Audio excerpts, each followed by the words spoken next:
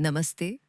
पंचायत स्तरीय सांस्कृतिक मानचित्रण पहल के लिए MGMD प्रश्नावली फॉर्म को भरने की विस्तृत जानकारी देने वाले विवरण में आपका स्वागत है। सबसे पहले एक मूलभूत प्रश्न से शुरुआत करते हैं। आखिर MGMD है क्या? MGMD का पूरा नाम है मेरा गांव मेरी धरोहर। यह एक राष्ट्रीय स्तर पर चलाया जाने वाला सांस्कृतिक मानचित्रण कार्यक्रम है जिसे जून 2023 में संस्कृति मंत्रालय ने राष्ट्रीय सांस्कृतिक मानचित्रण मिशन के तहत शुरू किया था। इस पहल को इंदिरा गांधी राष्ट्रीय कला केंद्र द्वारा क्रियान्वित किया जा रहा है। MGMD का मुख्य उद्देश्य भारत के सभी 6,50,000 गांवों की संस्कृति, इतिहास और पहचान को डिजिटल रूप में सुरक्षित करना है। इसमें गांव की हर वह चीज शामिल है जो उसे खास बनाती है। उसकी परंपराएं, कला, त्योहार, स्थानीय रीति रिवाज, पारंपरिक ज्ञान और वे लोग जो इन परंपराओं को आगे बढ़ाते हैं। यहाँ आम नागरिक अपनी कहानियां, फोटो और वीडियो जोड़ सकते हैं। इससे यह प्लेटफॉर्म और भी सटीक, समृद्ध और समुदाय आधारित बनता है। इसी सांस्कृतिक संग्रह को और मजबूत करने के लिए हम यह फील्ड सर्वे कर रहे हैं। इस प्रक्रिया के माध्यम से हम गांव के हर महत्वपूर्ण पहलू को जमीनी स्तर से दस्तावेज करना चाहते हैं ताकि डेटा प्रामाणिक, संपूर्ण और गांव की सांस्कृतिक पहचान को सही तरीके से दर्शाने वाला हो। यह अभ्यास पंचायत स्तरीय सांस्कृतिक मानचित्रण पर केंद्रित है ताकि हर समुदाय की पहचान को स्पष्ट और संगठित रूप से दर्ज किया जा सके। प्रत्येक गांव महत्वपूर्ण जानकारी प्रदान करता है, जैसे मूर्त विरासत, मंदिर, स्मारक, जल संरचनाएं, द्वार, महल, अमूर्त विरासत, कहानियां, गीत, नृत्य, अनुष्ठान, त्योहार और मेले, स्थानीय कारीगर और सांस्कृतिक साधक, सांस्कृतिक महत्व के संस्थान, पारंपरिक उत्पाद और बाजार। इस ट्यूटोरियल में मैं आपको फॉर्म के हर अनुभाग को स्टेप बाय स्टेप समझाऊंगी। आप चाहें तो वीडियो देखते देखते फॉर्म को साथ में भर सकते हैं। आइए शुरू करते हैं।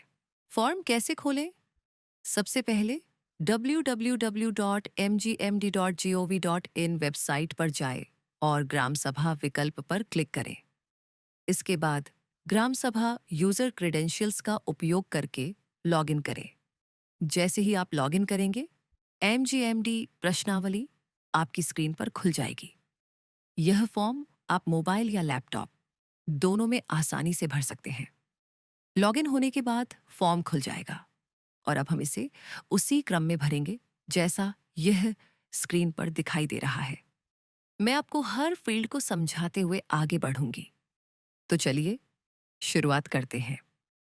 अनुभाग 1, पंचायत और गांव की पहचान। यह पहला और सबसे बुनियादी अनुभाग है जिसमें आपकी पहचान संबंधी जानकारी ली जाती है। हर फील्ड महत्वपूर्ण है, इसलिए ध्यान से भरें। सबसे पहले ड्रॉप डाउन सूची से पंचायत, ब्लॉक, जिला, गांव और राज्य या केंद्र शासित प्रदेश का चयन करें। आप खोज बार में टाइप करके भी इन्हें ढूंढ सकते हैं। प्राचीन या स्थानीय नाम वाले फील्ड में यदि गांव का कोई पुराना या पारंपरिक नाम है तो उसे भरें। उदाहरण, बहूर को स्थानीय रूप से वाहूर कहा जाता है। सर्वेक्षणकर्ता के विवरण में अपना पूरा नाम और अपनी आधिकारिक भूमिका लिखें। अंत में आधिकारिक संपर्क नंबर भरें। ध्यान रखें, यह नंबर सही होना चाहिए क्योंकि आगे चलकर सत्यापन इसी पर किया जाएगा। अब हम अनुभाग 2, सांस्कृतिक महत्व पर आते हैं। यह अनुभाग बहुत महत्वपूर्ण है क्योंकि यह आपके गांव या पंचायत की सांस्कृतिक विशेषताओं को दर्ज करता है। इसमें आपको एक मुख्य प्रश्न का उत्तर देना होगा। पंचायत का प्रमुख सांस्कृतिक आकर्षण क्या है? आप यहाँ वह सब लिख सकते हैं जो आपके गांव को विशेष बनाता है, जैसे प्रसिद्ध व्यक्तित्व, समाज सुधारक, खिलाड़ी, स्वतंत्रता सेनानी, लोक कलाकार, कारीगरी, प्राकृतिक संसाधन, प्रसिद्ध मंदिर, मस्जिद, या अन्य धार्मिक स्थल। मूल रूप से यह प्रश्न सरकार को समझने में मदद करता है कि आपका गांव किस वजह से पहचाना जाता है या कौन सी बात उसे विशेष बनाती है। श्रेणी चयन, यह हिस्सा महत्वपूर्ण है। सांस्कृतिक मुख्य आकर्षण लिखने के बाद आपको उसकी सही श्रेणियां चुननी होती हैं। विकल्प इस प्रकार है: मूर्त विरासत स्थल, अमूर्त सांस्कृतिक प्रथा या परंपरा, इवेंट, त्योहार, मेला, सांस्कृतिक साधक, सांस्कृतिक संस्थान, वस्तुएं या कलाकृतियां। पंचायत का सांस्कृतिक विवरण। कृपया ध्यान रखें, जब तक आप श्रेणियों को चिन्हित नहीं करते, प्रश्न 3 से 9 नहीं खुलेंगे, तो सुनिश्चित करें कि आप सभी संबंधित श्रेणियां चुनें जो आपकी सांस्कृतिक विशेषताओं से मेल खाती हैं। अब प्रश्न 3 पर क्लिक करें। मूर्त विरासत स्थल। यह प्रश्न भौतिक सांस्कृतिक संरचनाओं यानी वास्तविक रूप से मौजूद इमारतों और स्थानों से संबंधित है, जैसे मंदिर, मस्जिद, पुराने किले, महल, बावड़िया, पुरातात्विक अवशेष, पवित्र प्राकृतिक स्थान, जल संरचनाएं, सामुदायिक भवन। अगर ऐसे कई स्थान हों तो प्लस बटन दबाकर आप एक से अधिक प्रविष्टियां जोड़ सकते हैं। इसके बाद हर फील्ड को इस तरह भरें। श्रेणी, इस कॉलम में चुनें कि यह धरोहर स्थल किस प्रकार का है, जैसे पुरातात्विक स्थल, किला, मंदिर, महल आदि। इसके बाद इस धरोहर स्थल का सही या आमतौर पर उपयोग होने वाला नाम लिखें। वैकल्पिक या स्थानीय नाम, यहां से स्थल के स्थानीय या वैकल्पिक नाम लिखें। उदाहरण: शिव मंदिर, जिसे स्थानीय लोग महादेव मंदिर कहते हैं। इस कॉलम में निर्माण का सही वर्ष लिखें यदि पता हो। यदि सही वर्ष नहीं पता तो अनुमानित अवधि लिखें, जैसे 18वीं सदी। सामग्री, यह मुख्य निर्माण सामग्री का उल्लेख करें, जैसे पत्थर, लकड़ी, ईंट, लेटराइट आदि। स्वामित्व, इस कॉलम में चुनें कि स्थल का मालिक कौन है, सरकार, निजी व्यक्ति, धार्मिक ट्रस्ट या अन्य कोई प्राधिकरण। अब स्थल की वर्तमान स्थिति चुनें, अच्छी, सामान्य या खराब।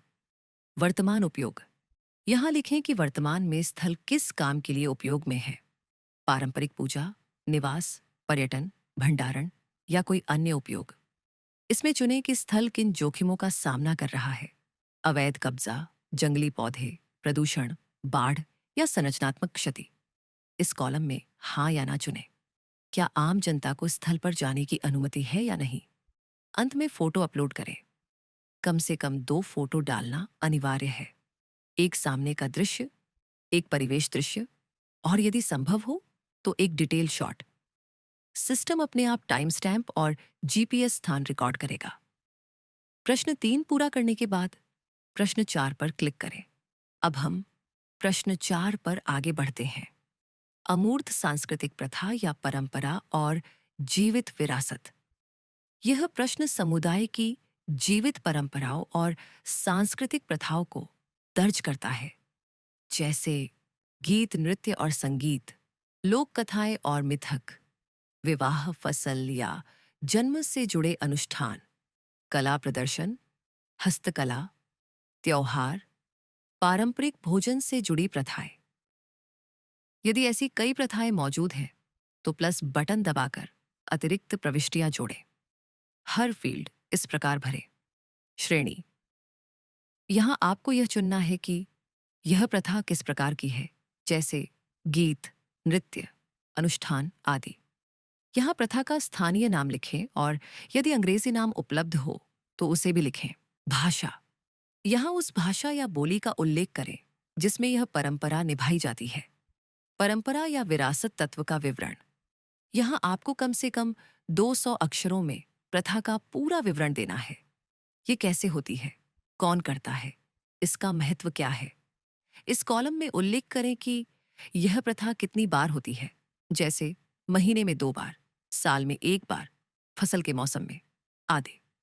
वर्तमान स्थिति, अब आपको यह चुनना है कि यह प्रथा आज भी खूब प्रचलित है, धीरे धीरे कम हो रही है या बहुत दुर्लभ हो गई है। इस कॉलम में कम से कम एक साफ फोटो अपलोड करें। ध्यान रखें, नेट से ली गई तस्वीरें न डालें। यहाँ उस व्यक्ति का संपर्क नंबर लिखें जो इस परंपरा का पालन करता है, लेकिन केवल तभी जब उन्होंने इसके लिए सहमति दी हो। अब प्रश्न 5 पर क्लिक करेंगे। आयोजन, त्योहार, मेला। यह प्रश्न आपके गांव में होने वाले प्रमुख त्योहारों, मेलों और आयोजनों की जानकारी दर्ज करने के लिए है। हर फील्ड इस प्रकार भरें।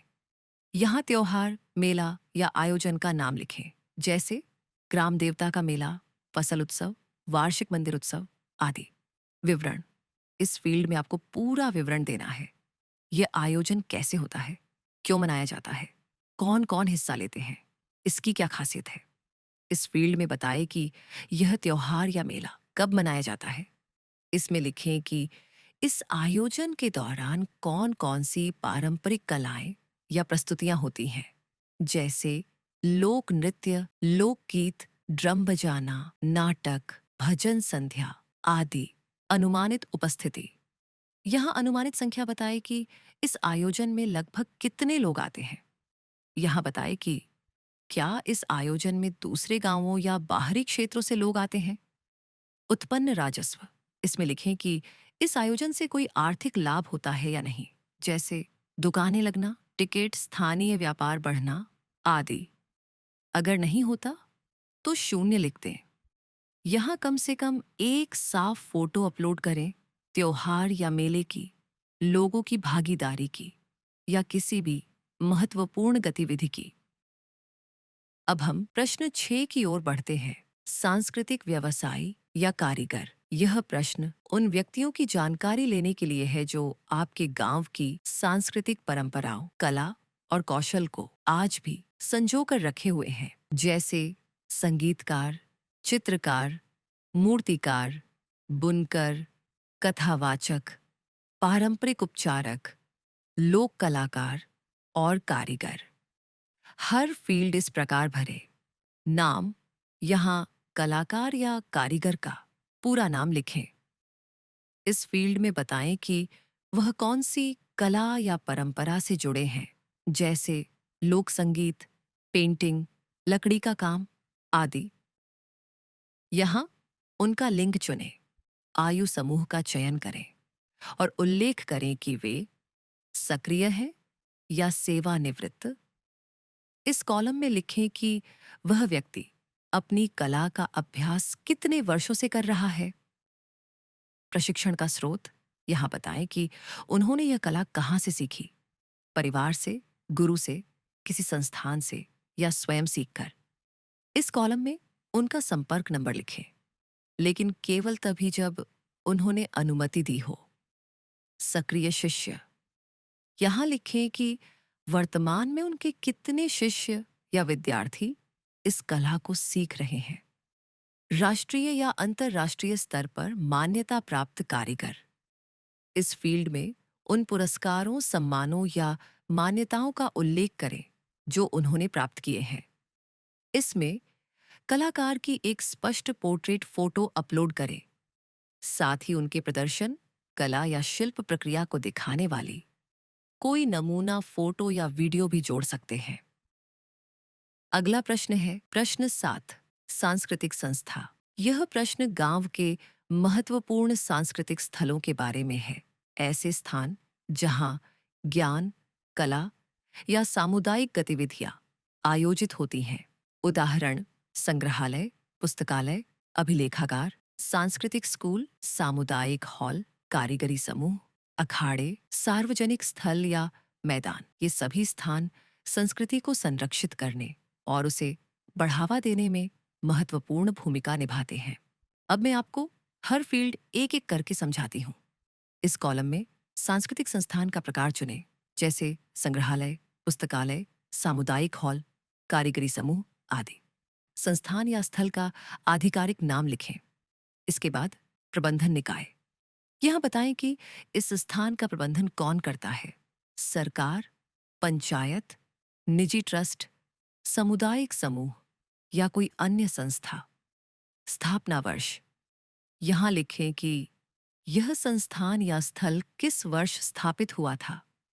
यदि सही वर्ष पता न हो तो अनुमानित अवधि लिखें। संग्रह, इस बॉक्स में स्थान का संक्षिप्त विवरण दें। इसका उपयोग किस लिए होता है, इसका महत्व क्या है और यहाँ कौन कौन सी गतिविधियां होती हैं। इसके बाद समय का उल्लेख करें और यदि प्रवेश के लिए कोई टिकट है या यह निःशुल्क है तो उसकी जानकारी दें। पहुंच सुविधाएं, इसमें लिखें कि क्या यहाँ रैंप, बैठने की सुविधा, स्वच्छ शौचालय या कोई अन्य पहुंच सुविधाएं उपलब्ध है। पिछले प्रश्न की तरह यहाँ भी कम से कम एक स्पष्ट फोटो अपलोड करें।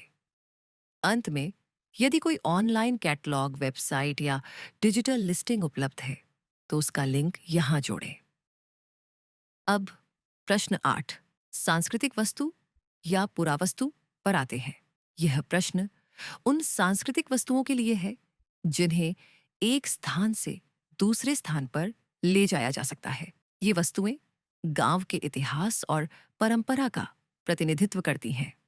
उदाहरण: उपकरण, पारंपरिक बर्तन, वस्त्र, कपड़े, पांडुलिपियां, मूर्तियां, सिक्के, चित्रकला, संगीत वाद्य यंत्र। ये वस्तुएं हमें समुदाय की जीवन शैली और सांस्कृतिक धरोहर को समझने में मदद करती हैं। अब मैं आपको हर फील्ड एक एक करके समझाती हूँ। वस्तु का प्रकार, इस कॉलम में चुनें कि यह वस्तु किस प्रकार की है, जैसे बर्तन, सिक्का, वस्त्र, मूर्ति आदि। इस फील्ड में वस्तु का नाम लिखें। यदि इसका कोई स्थानीय नाम है तो वह भी लिखें। कलाकृति बनाने के लिए प्रयुक्त सामग्री, यहाँ बताएं कि यह वस्तु किस सामग्री से बनी है, लकड़ी, कपड़ा, पत्थर, कागज आदि। साथ ही यदि संभव हो तो इसका निर्माण या तकनीक भी लिखें। इस बॉक्स में वस्तु का आकार या माप भरें, ऊंचाई, चौड़ाई, लंबाई या वजन। अवधि, यहाँ लिखें कि यह वस्तु किस समय की है, सही वर्ष यदि पता हो या अनुमानित शताब्दी।